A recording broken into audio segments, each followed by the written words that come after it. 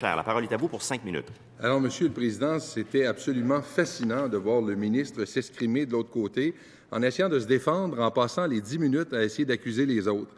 Et c'est surtout les arguments qu'il utilisait qui étaient pour le moins remarquables.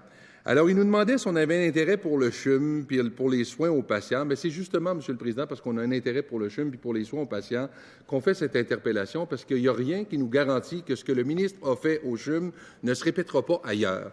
Le ministre nous dit que c'est un exercice de relations publiques à saveur politique. Je lui laisse ça. Il semble être un expert dans les exercices de relations publiques à saveur politique. Mais c'est une chose qui est certaine, Monsieur le Président, quand il parle de oui-dire, je me suis bien gardé d'invoquer des articles de journaux, j'ai invoqué la parole de ceux qui ont été directement impliqués. On m'a même reproché de les citer, Monsieur le Président. On m'a même reproché de citer les principaux acteurs de cette crise qui s'est jouée il y a quelque temps, et on voudrait me faire croire que c'est du oui-dire. L'une des personnes que j'ai citées, c'est M. Turgeon, qui a tellement peu de crédibilité que le premier ministre est intervenu pour lui demander de demeurer en poste à la direction du CHUM, Monsieur le Président. Ça, c'est quelqu'un qui n'a pas de crédibilité, dont on ne peut pas se fier à son jugement. Et là, le ministre utilise, pour essayer de me discréditer, ce qui est encore pire qu'un oui-dire, parce que ce dont il a parlé, je le mets au défi de trouver quelques preuves de ce qu'il a avancé. Même dans les journaux, il ne trouvera rien de ce qu'il a raconté il y a quelques instants, Monsieur le Président. Alors, pour quelqu'un qui parle, qui accuse les autres de se livrer au oui-dire, je pense que le ministre, il devrait regarder la poutre qu'il y a dans son œil au lieu d'essayer de regarder la paille qu'il y a dans l'œil des autres, Monsieur le Président. Alors, je vais revenir justement sur le fait que le premier ministre a dû intervenir, parce qu'effectivement, c'est le ministre qui a occasionné, par son entêtement à vouloir, puis d'ailleurs, on peut se poser la question, pourquoi insistait-il autant pour que le Dr Harris soit reconduit dans ses fonctions? La question se pose, mais on n'a jamais vraiment eu de réponse à cette question. Pourquoi est-ce qu'il tenait tant? Peut-être qu'on en aura une, enfin, là, une réponse.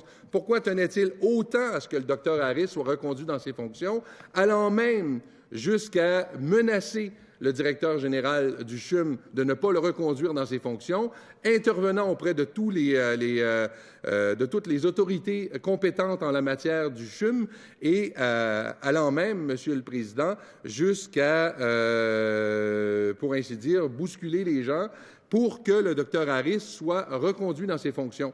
Alors, on aurait besoin de savoir pourquoi. Donc, le ministre, par entêtement, a occasionné cette crise, bousculant les façons de faire à l'intérieur de cette institution, faisant de la micro-gestion d'un établissement de recherche et de soins, jusqu'à vouloir nommer les directeurs. Est-ce que c'est parce qu'il veut, lui, parlait de oui-dire, il veut des bénis oui-oui qui vont être tout à fait disposés à faire ces 4 volontés dans le réseau une fois que les dispositions du projet de loi 10 seront en place complètement, Monsieur le Président? Les questions se posent.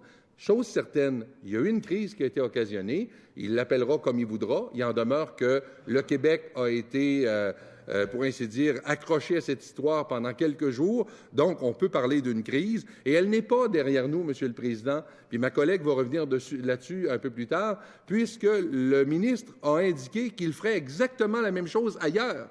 Alors, si on a une crise qui semble être réglée, puis elle n'a pas été réglée grâce à lui, bien, il semblerait qu'il y en ait d'autres qui nous pendent au bout du nez, Monsieur le Président. Hein? Alors, donc, moi, ce sur quoi j'aimerais insister, c'est qu'il y a eu clairement, parce que le ministre a été en mode silence radio pendant 48 heures, et pendant ce 48 heures, le premier ministre, lui, semble avoir été très actif, puisque c'est grâce à l'intervention du premier ministre et parce que M. Turgeon, parce que le ministre lui avait demandé à M. Turgeon de demeurer en poste, puis il avait dit non. Il a fallu que le premier ministre intervienne et que le premier ministre lui donne des garanties comme quoi le ministre n'interviendrait plus dans ses affaires pour que M. Turgeon accepte de revenir. Le problème, c'est que les autres directeurs d'établissements au Québec n'ont pas ces garanties et le ministre nous a dit qu'elle allait faire exactement la même chose, Monsieur le Président.